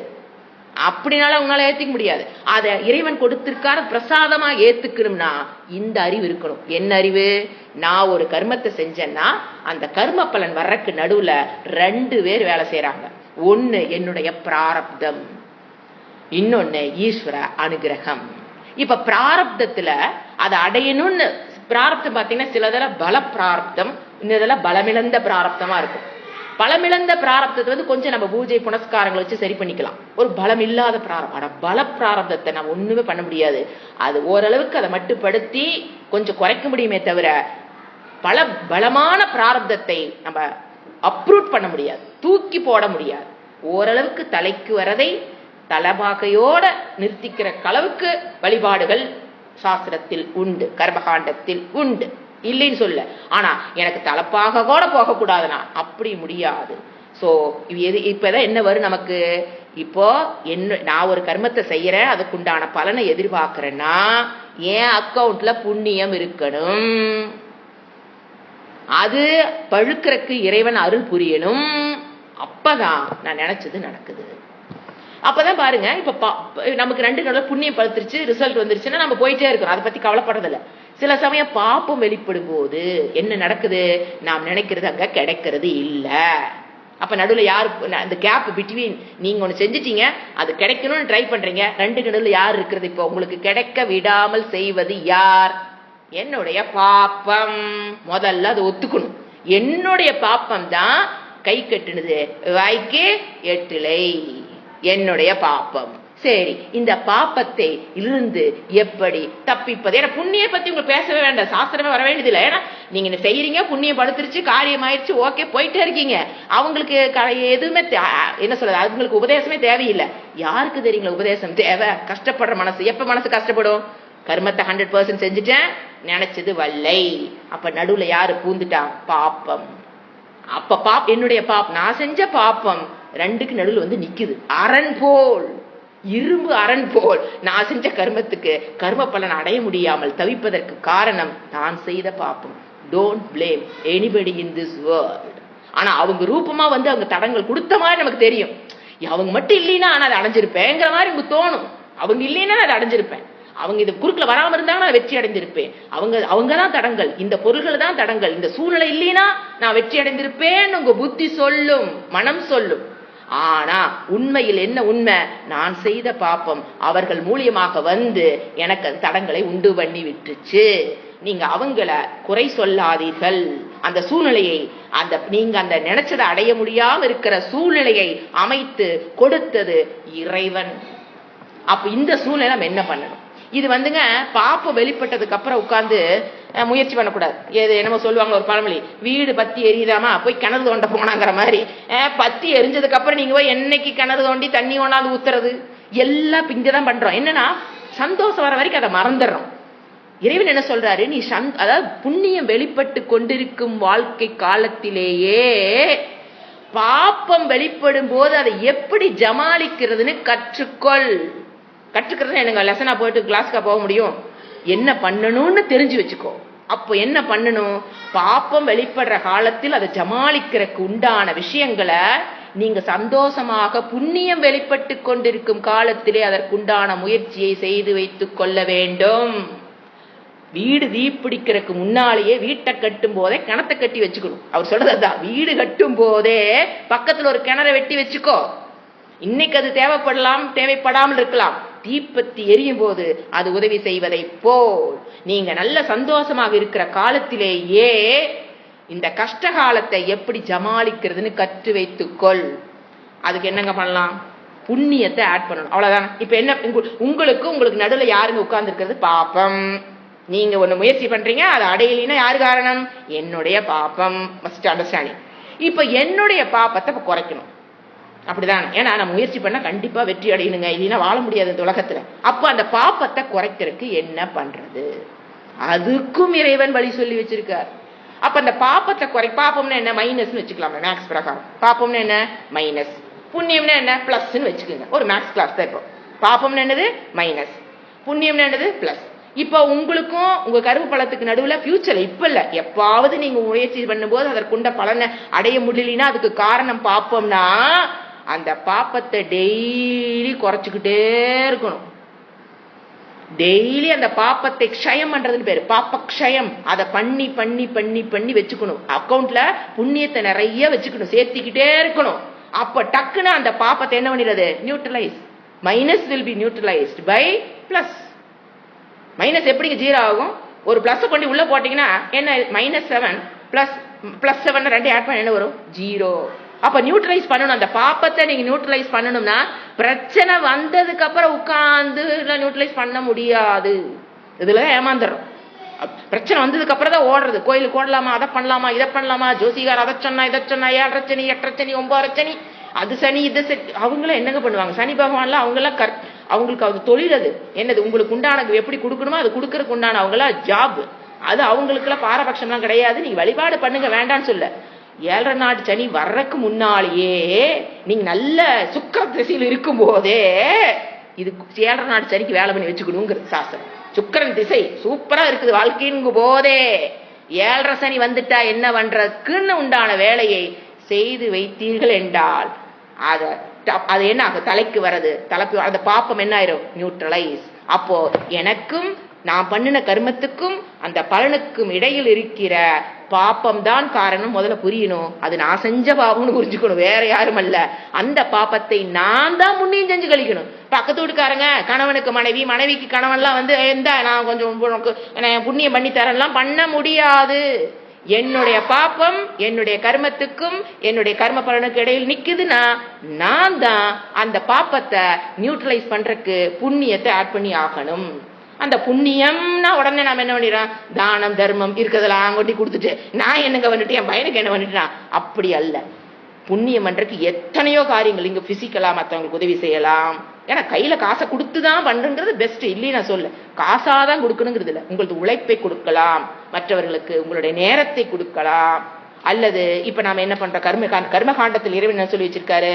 இந்த தானம் தப்பக யக்ஞம் 3, அது 3 விட்டுறாதேம்பர். இதுல இருந்து தப்பிக்கிறதுக்கு தானம் தவம் யக்ஞம், இதுதான் அவர் சொல்றார் பகவத்கீதையில. இந்த 3 வேர்டு அவர் அப்படியே ஒட்டிக்கிட்டே வருவார். தானம் தமம் யக்ஞம். யக்ஞம் தானம், அவர் ஃபர்ஸ்ட் போர்டு யக்ஞம் போடுவார். யக்ஞம் தானம் தபக அப்படின்னு என்ன? யக்ஞம்னா என்ன? பஞ்சமகா யக்ஞம். புரியுதுங்களா? அப்ப எதுக்கு பகவான் பஞ்சமகா யக்ஞம் பண்ணுங்கிற கஸ்தா குதிச்சு வச்சிருக்காரு? யக்ஞம் நம்மளுடைய பாப்பத்தை குறைக்கும். இது பாப்ப வெளிப்பட்டதுக்கு அப்புறம் உட்கார்ந்து பண்றது இல்லைங்க. டெய்லி நீங்க பண்ணிக்கிட்டே இருக்கும் போது அதை எப்போ ஒரு கஷ்டம் வருதோ அப்ப என்ன பண்ணிக்கலாம்? நியூட்ரலைஸ் பண்ணிரும். நாமெல்லாம் நீங்க முயற்சி பண்ண அது அதோட வேலையை செய்யும். நீங்க பாட்டுக்கு யக்ஞம் பண்ணணும். அடுத்து என்னது? தானம். தானம் என்றால் எது வேணா தானம். என்ன சொல்றது? கஷேத்திர தானமாகட்டும், கோதானமாகட்டும், வித்தம் பணம் தானமா இருக்கலாம், வித்யா தானமா இருக்கலாம், வஸ்திர தானமா இருக்கலாம், எது வேணா தானம். அதை பண்ணிக்கிட்டே இருக்கணும். அடுத்தது 3. இப்ப என்ன பண்றோம்? நாம ஜோசிகார்ட்ட போய் பரிகாரத்தை பண்ணுங்க. எப்போ? கஷ்டம் வந்ததுக்கு அப்புறம், இல்ல நாளைக்கு கஷ்டம் வர போகுதுன்னு அப்புறம் இதையெல்லாம் பண்ணுங்கன்னா நம்ம இதை பத்தி நினைக்கிறோம். வாழ்க்கை தவறான முறையில் வாழ்ந்து கொண்டு இருக்கிறோம். கஷ்டம் வந்ததுக்கு அப்புறம் கிணத்த தீ பிடிச்சதுக்கு அப்புறம் போய் என்ன பண்ணிட்டு இருக்கிறோம்? கிணத்த நோண்டிட்டு இருக்கிறதுக்கு சமம். தப்பிக்க முடியுது இல்ல. அல்ல தப்பிச்சு முடியும் போது அடுத்து நிக்கும். அப்பாடான்னு ஓஞ்சு ஒரு பிரச்சனையில இருந்து ஓஞ்சேன் அப்படிங்கும் போது அடுத்த பாப்பம் வெளிப்பட்டு விடுகிறது. எப்படி வாழ்றது? this is not intelligent way of living. so daily யக்ஞம் தானம் தவம். தவம் எப்படிங்க இங்க வந்தது? யக்ஞம் புரிஞ்சுது ஓரளவுக்கு, அது பண்ணுனா பாப்பான்னு தெரியுது. தானமும் புரியுது, புண்ணியம் தெரியுது. தவமும் புண்ணியமா? எஸ், தவமும் புண்ணியம். அது உங்களுக்கு புண்ணியத்தை கொடுக்குங்க. தவம் இந்த சென்ஸ் நம்ம தனியா ஒரு சாப்டர் பார்க்க போறோம். நாளானிக்கு பார்க்கலாம் தவம்னா என்னன்னு. இப்போ ஒரு ஹிண்ட் மட்டும் கொடுக்குறேன். தவம்னா நம்ம உடனே காட்டுல போய் உட்கார்ந்து முனிவர்கள் ஜடமுடி ட்ரெஸ்ஸோட கண்ணை மூடி உட்கார்ந்து தவம் பண்றாங்க. இல்ல ரூமுக்கு தாளை போட்டுக்கிட்டு தவம் பண்ணிட்டு இருக்கிறாங்க. அது மட்டும் தவம் அல்ல. அது ஒரு தவத்தின் ஒரு அங்கம். தவம் என்பது எனக்குள் ஒரு நற்பண்புகளை வளர்த்தி கொள்வதற்காக, ஒரு கெட்ட பண்புகளில் இருந்து விடுபடுவதற்காக. ஒரு கோபமா இருக்கலாம், ஒரு பொறாமையா இருக்கலாம், அதுல இருந்து விடுபடணும். நான் எல்லாத்தையும் அன்பா பேசணுங்கிற ஒரு நற்குணம். இந்த கோபத்திலிருந்து விடுபடணுங்கிறது கெட்ட குணம். ஒன்னா நல்ல குணத்தை வளர்த்துவதற்காகவோ அல்லது கெட்ட குணங்களை என்னிடமிருந்து விடுபடுவதற்காகவோ நான் செய்கின்ற முயற்சிக்கு பேரு தவம். என்ன முயற்சி பண்ணாலும் அது உங்களுக்கு நீங்க தான் பண்றீங்க. ஆனா அது என்னது? புண்ணியம். இறைவன் என்ன சொல்றாரு? உனக்குள்ள இருக்கிற கெட்ட பண்புகளிலிருந்து விடுபடுவதற்கு உண்டான முயற்சி. அதுக்கு அழகான வார்த்தை ஆச்சாரியர் சொல்றது, நம்மள நாமளே இஷ்டப்பட்டு நம்மளுக்கு உடலையும் மனதையும் கஷ்டப்படுத்துறது. நம்ம நாமளே இஷ்டப்பட்டு கஷ்டத்தை கொடுத்து தான் பண்ண முடியும். தவம்னா என்னது? ஏன்னா இந்த காட்டுல போய் உட்காந்து தவம் பண்ணாரா 3 நேரம் இதுல இருந்து ஃபுட்டு வருமா என்ன? ஜொமேட்டோல இருந்து கொண்டு ஃபுட் சப்ளை பண்ணிட்டா போவான். காட்டுல உட்காந்து சாப்பாடு கிடைக்காது, தண்ணி கிடைக்காது. அப்ப என்ன பண்றாங்க அவங்க? முனிவர் தவங்குறீங்க, அந்த சூழ்நிலை யோசனை பாருங்க. தங்களை தாங்களே வருத்திக்கிறாங்க. உடல் மனம். விஸ்வாமித்திரா பாத்தீங்கன்னா அவருக்கு இந்த கோபத்துக்கு ரொம்ப பொருத்தம். அவர் பாத்தீங்கன்னா தவம் பண்ணி அந்த கோபத்திலிருந்து விடுபட்ட நினைச்சு வருவாரு. கண்ணுக்கு முன்னால ஏதாவது ஒண்ணு தெரியும், புட்டி சாப்பிடுவாரு, அத்தனை தவம் அவுட்டு. திருப்பி போவாரு காட்டுக்கு, மறுபடியும் போய் 10,000 வருஷம் 1000 வருஷம் தவம் பண்ணி அந்த தவ வலிமையை பெற்றுட்டு வருவாரு. திருப்பி என்ன ஆயிரும்? போயிரும். இது மாதிரி அவர்களுக்கே ஸ்லிப் ஆகும் போது நம்ம மாத்திரம். சோ தவம் என்பதும் புண்ணியம்.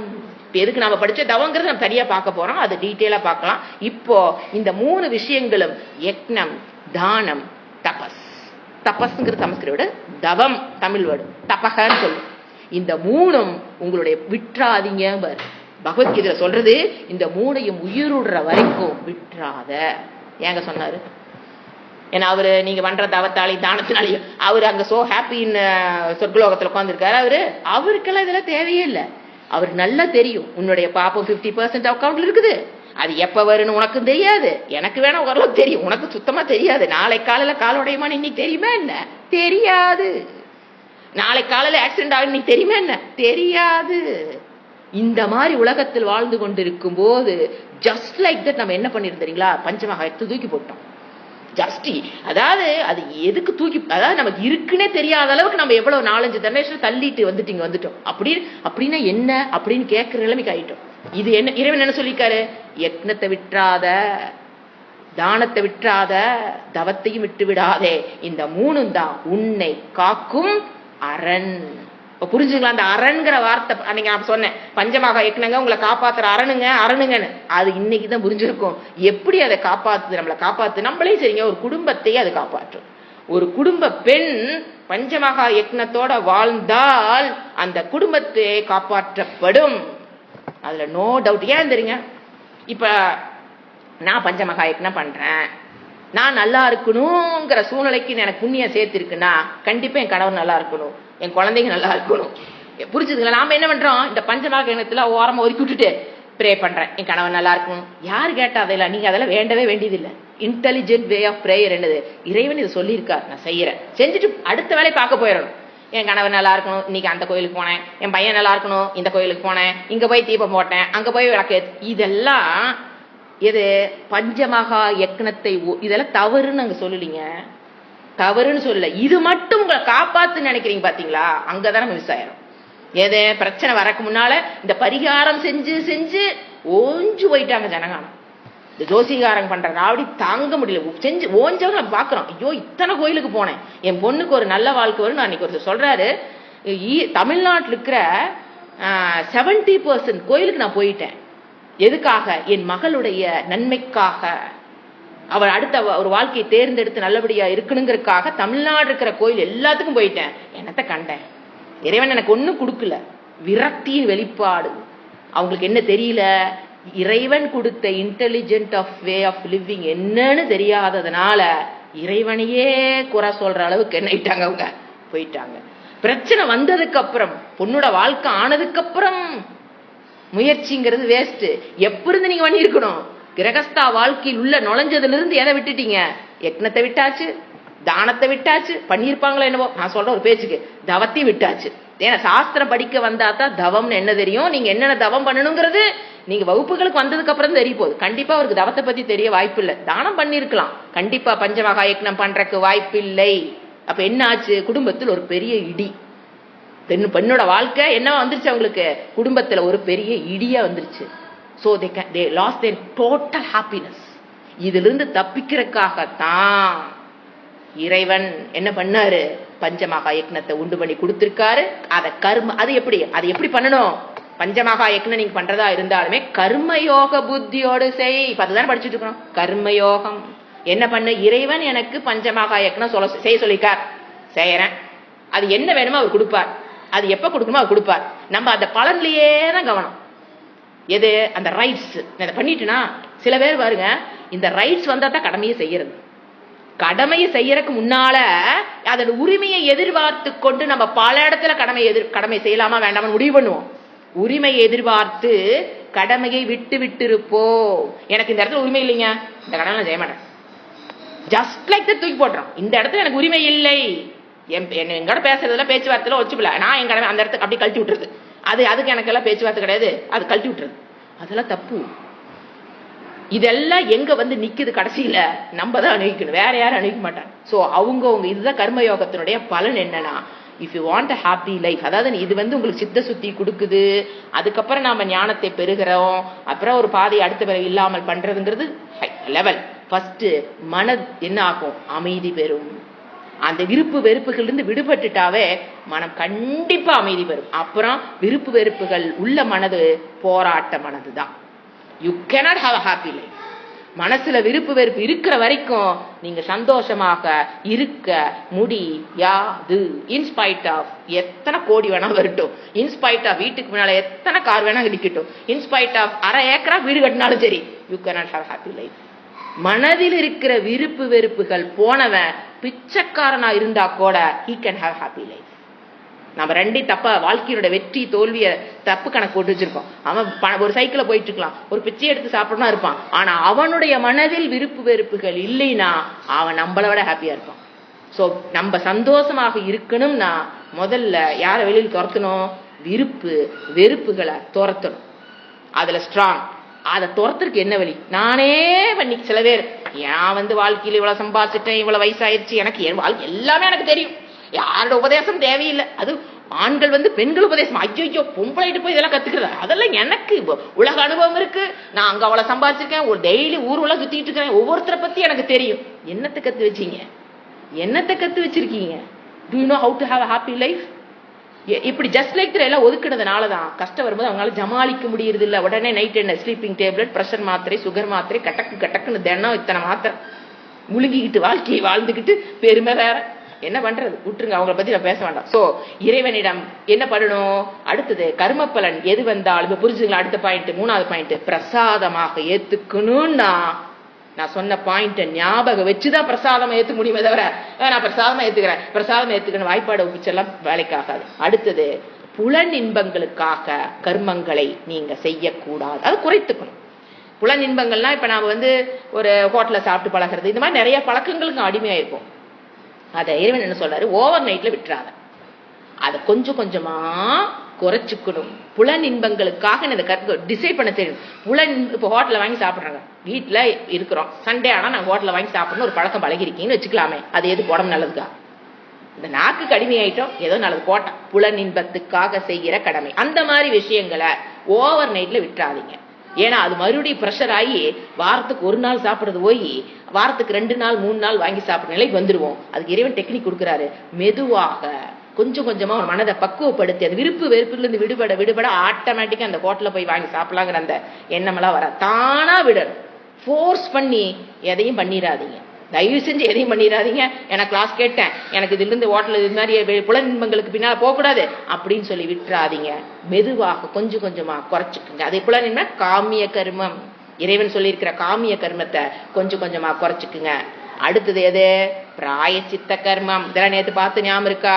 பிராயச்சித்த கர்மம், அத நம்ம அளவுல குறைத்துக்க தெரியும். நம்ம குடும்பத்துல ஒருத்தர் கேட்கறாங்கன்னா நம்ம பண்ணி கொடுக்கணும்.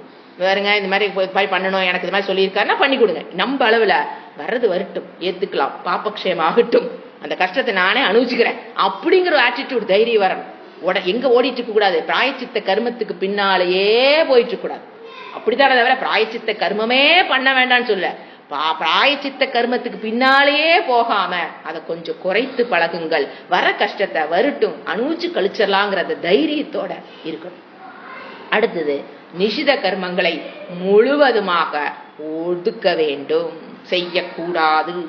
இறைவன் எந்த கர்மத்தை செய்யக்கூடாதுன்னு இருக்காரோ அதை நீங்க செய்யக்கூடாது. பொய் பேசுதல், தர்மத்தை விட்டு விலகக்கூடாது. இது எப்படிங்க, இறைவன் எதை சொல்லியிருக்கான்னு எனக்கு எப்படி தெரியுங்க? ஒரே ஃபார்முலா, என்னிடம் உலகம் எப்படி நடந்து கொள்ள வேண்டும் என்று எதிர்பார்க்கிறேனோ அதன் பிரகாரம் மற்றவர்களிடம் நடந்து கொண்டால் தர்மம், அதை மீறினால் அதர்மம். சோ தர்மத்தின் பிரகாரம் வாழணும். அதுதான் நிஷித கர்மம். செய்யக்கூடாத கர்மத்தை செய்யக்கூடாது. அடுத்தது கர்மயோக பலன் பார்த்துட்டோம். எதுக்காக முக்கிய பலன் என்ன பார்த்தோம். அடுத்தது அவாந்தர பலன் என்னன்னு நம்ம பார்த்தோம். அதுக்கு அடுத்தது கர்மத்துக்கும் கர்ம யோகத்துக்குள்ள வித்தியாசம். நீங்க இப்போ ஒரு கர்மம் பண்றீங்க. ஒரு டீச்சரா இருக்காங்கன்னு வச்சுக்கலாமே, அவங்களுடைய கர்மம் டீச்சர்னு வச்சுக்கலாம். அதை அவங்க 2 விதமா பண்ணலாம். ஒண்ணு, அந்த கர்ம பலன் மாசான சம்பளம், அதுக்குதான் போறாங்க, மாசான 10,000. அதற்காக போகும்போது வெறும் கர்ம பலனுக்காக அவங்க அந்த டீச்சர் வேலையை செய்யறாங்க. 10,000 ரூபாய் வாங்குறதுக்காக மட்டும் அவங்க அந்த தொழிலை செய்யறாங்க அப்படின்னா அது வெறும் கர்மம். அதை எப்படி கர்ம யோகமா பண்றது? இறைவன் எனக்கு இந்த டீச்சர் வேலையை கொடுத்து குடும்பத்தை காப்பாற்றுறதுக்கு உண்டான சூழ்நிலை இறைவன் அமைத்து கொடுத்திருக்கிறார். நான் இந்த டீச்சர் வேலையை இறைவன் சொன்னதுக்காக நான் செய்யறேங்க போது அந்த கர்மம் என்ன ஆகும்? கர்ம பலன். நீங்க பாருங்க, கர்மமா பண்ணாலும் 10,000 வரும். அத கர்மயோகமா இறைவனுக்கு சமர்ப்பிச்சுட்டு பண்ணீங்கனாலும் அந்த 10,000 வரத்தான் போகுது, வராமலாம் போகாது. இதுதான் இன்டெலிஜென்ட் வே ஆஃப் லிவிங். இறைவன் எனக்கு கொடுத்திருக்கா, நான் இதை செய்யறேன் அப்படிங்கும் போது அவங்களுடைய பாவனையே மாறும். அது டுவர்ட்ஸ் கிட்ஸ். இவங்களெல்லாம் இறைவன் எனக்கு அனுப்பிச்சு வச்சிருக்காரு, இவங்களுக்கெல்லாம் இந்த 3ஆவது வகுப்பு 5ஆவது வகுப்பு அல்லது 10ஆவது வகுப்பு எடுக்க சொல்லி இறைவன் எனக்கு கொடுத்திருக்காருங்க போது அவங்களுடைய அப்ரோச் டுவர்ட்ஸ் த கிட்ஸ் கண்டிப்பா மாறும். ஏன்னா அவங்க அவங்களுக்கு யாரை கொண்டு வராங்க? பிரிங்கிங் ஈஸ்வரா இன்டு ஹர் லைஃப். அது யாரு? தனக்கும் அந்த குழந்தைகளுக்கும் இடையில வெறும் பணம் மட்டும் நின்றுதுன்னா தான் இன்னைக்கு இத்தனை பிரச்சனை. பணத்துக்காக வரோம், அவங்க பணத்துக்காக கூலிக்கு மாறிடிக்கிற மாதிரி டீச்சர்ஸ் இருக்கிறாங்க அப்படின்னா பாத்தீங்கன்னா குழந்தைங்க ரொம்ப கஷ்டப்படுது. ஆனா அதே அவங்களுடைய ஆட்டிடியூட் மாறி இருந்துன்னு வச்சுக்கோங்க, என்னது, இறைவன் இந்த குழந்தைகளுக்கு சொல்லி சொல்லி சொல்லி கொடுக்க சொல்லி என்னைய இங்க அனுப்பிச்சிருக்காரும் போது அவங்களுடைய ஆட்டிடியூட் டுவர்ட்ஸ் த கிட்ஸ் கண்டிப்பாக மாறும். அது ஒரு என்ன இருக்கும், அதுல ஒரு புனிதத்துவம் அங்கு நம்ம காணலாம். ஆசிரியர் தொழில் புனிதத்துவம் பெறுவது அவங்க எப்படி குழந்தைகிட்ட நடந்துக்கிறாங்கிறத வச்சுதான் முதல்ல ஆரம்பிக்குது. நல்லா சொல்லி கொடுக்கறது அடுத்தது. She must know how to deal the kids. எப்படி வரும் அந்த அன்பு? எப்படி வரும்? தானா வந்துருமா? வராது. இது அனைத்தும் இறைவன் கொடுத்ததுங்கிற அந்த ஆட்டிடியூட பண்ணும்போது அவங்க அதுக்கு பேர் கர்மயோகம். அப்போ ஃபர்ஸ்ட் என்ன ஆகுது? கர்மயோகம் இல்லாம நீங்க பண்ணீங்கன்னா ஒவ்வொரு கர்மமும் நம்மளை எங்க கொண்டு பந்தப்படுத்துது? புண்ணியம் பாப்பம், அதை அணிவிக்கிறதுக்கு அடுத்த ஜென்மம். அதே கர்மயோகமா பண்ணீங்கன்னா அதே கர்மம், நீங்க டீச்சரா இருக்கீங்களோ டாக்டரா இருக்கீங்களோ, அதே கர்மத்தை புண்ணிய பாப்பத்திலிருந்து விடுவிக்கும். அதை எப்படிங்கிறத அடுத்த கிளாஸ்ல பார்க்கலாம். எப்படி கர்மயோகம் பண்ணும்போது அந்த புண்ணிய பாப்பம் எனக்கு வராது, அது இன் டீட்டெயிலா பார்க்கணும். அடுத்த 3 பாயிண்ட் பார்க்கலாம். அடுத்தது, கர்மத்துல தோல்வி வரும். கண்டிப்பா நீங்க சும்மா ஒரு கர்மத்தை பண்றீங்கன்னா சில சமயம் வெற்றி வரலாம், சில சமயம் தோல்வி வரலாம். ஆனால் அதே கர்மத்தை கர்மயோகமா நீங்க பண்ணீங்கன்னா எவ்வளவுண்டு கர்மயோகம் பண்ணீங்களோ அந்த அளவுக்கு அங்க வெற்றி. அந்த இடத்தில் நீங்க அந்த கர்ம யோகத்தில் நீங்க என்ன பண்ணிருப்பீங்க? வெற்றி பெற்று இருப்பீர்கள். ஆரம்பிச்ச பிசினஸ் லாஸ் ஆயிருக்கலாம், ஆனா கர்ம யோகத்தில் நீங்க ஒருபடி தாண்டி இருப்பீர்கள், அதற்குண்டான பலனை அனுபவிப்பீர்கள்.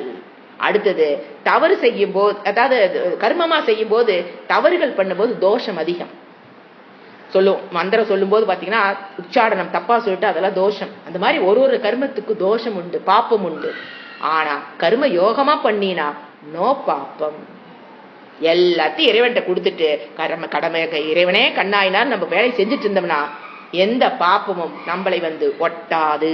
அடுத்தது, கர்மம்ங்கிறது ஒரு 100 அடியில தண்ணி இருக்கு அப்படின்னா 100 அடி தோண்டுனா மட்டும்தான் தண்ணீரை நீங்க பார்க்க முடியும். ஒரு கர்மத்தினுடைய பலனை எதிர்பார்க்கிற முழுமையா செஞ்சிருக்கணும், அப்பதான் அந்த கர்மோட பலனை பார்க்க முடியும். ஆனா அதே கர்ம யோகமா பண்ணிருந்தீங்கன்னா, கர்மயோகம் எவ்வளவு கொஞ்சமா பண்ணியிருந்தாலும், அதே கிணறு தோன்ற வேலையாக இருந்தாலும் அதை அது கர்ம யோகமாக பண்ணும்போது அதற்குண்டான பலனை அது கொடுக்கும். முழுவதுமாக கர்மயோகம் ஃபுல்லா ஒரு டே ஃபுல்லா கர்மயோகம் பண்ணாதான் எனக்கு கர்மயோக பலன் வரும்போது கிடையாது. அப்படி யாருனாலும் எடுத்துன்னு செய்ய முடியாது.